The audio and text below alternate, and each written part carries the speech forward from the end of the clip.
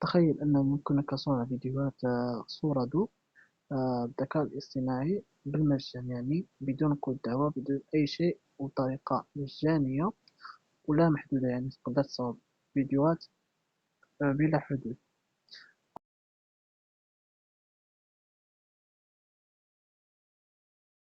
أول حاجة نقوم بها هي الدخول إلى موقع ماين فيديو. ماين فيديو نقوم بالدخول إلى الموقع الأول. بعد ذلك نختار معادلة تحويل النص إلى فيديو أو تحويل الصورة إلى فيديو.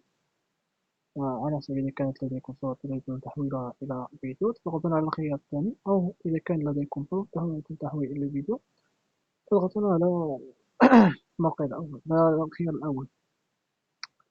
نقوم بالدخول. تظهر لي واجهة على هذا الشكل. فقط تأكد أنك اخترت هنا، يعني تظهر هنا فقط اختر صورة دو، يعني صورة دو مجاني. إذا لاحظتم فهي بصفر نجمة. أما صورة دو بإيطاليا ب5 نجمات إلى آخره. الموقع يوفر لك العديد من الأدوات، يعني B3 3.1، ثم مجموعة من الأدوات. لكن ما يهمنا نحن هو سورادو المجاني، يعني صفر.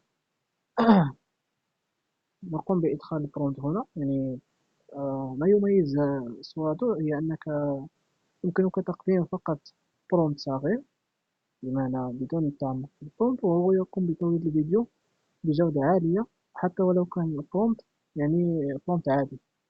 نقوم بكتابة برومبت بالعربية. مثلا رجل آلي آلي يسقط يلعب كرة القدم. إذا هنا خيار الفيديو، يعني 9/16 إذا كان فيديو تريده لتيك توك، أو 16/9 إذا كان فيديو تريده ليوتيوب.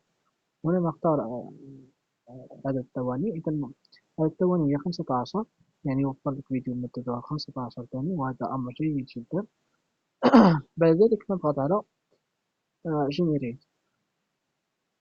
إذا يطلب من الدخول، يعني كيطلب منك تسجيل الدخول، تقوم بتسجيل الدخول عبر الجيميل الخاص بك عادي، يعني دخول عادي. أقوم بتسجيل وأعود إليكم. إذا بعد تسجيل الدخول تضغط على جنريت. بعد ذلك يظهر هنا الفيديو يقوم ب آه، فقط هناك ملاحظة صغيرة، هي أن هذه الأداة تقدم لك فيديوهات صورة بالمجان وبطريقة لا محدودة. لكن ما يعيبها هو أنها آه، بطيئة. مثلا الفيديو يأخذ منك من دقيقتين إلى 3 دقائق ليتم توليده، وهذا هو الأمر الذي يعيب هذه الأداة. أما بالنسبة للفيديوهات فهي تكون بالمجان لا محدودة وبجودة عالية. فقط هذا الشيء هو الذي يعيبها، يعني عليك الانتباه. آه، وهذا ليس بمشكل كبير.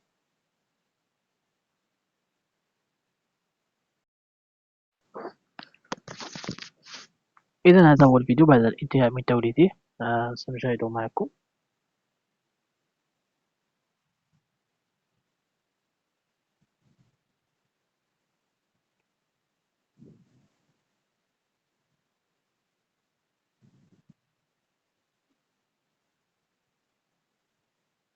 إذا كما شاهدتم الفيديو بجودة عالية جدا وبطريقة احترافية، وهذا ما يميز الموقع كما أخبرتكم سالفا الذكر.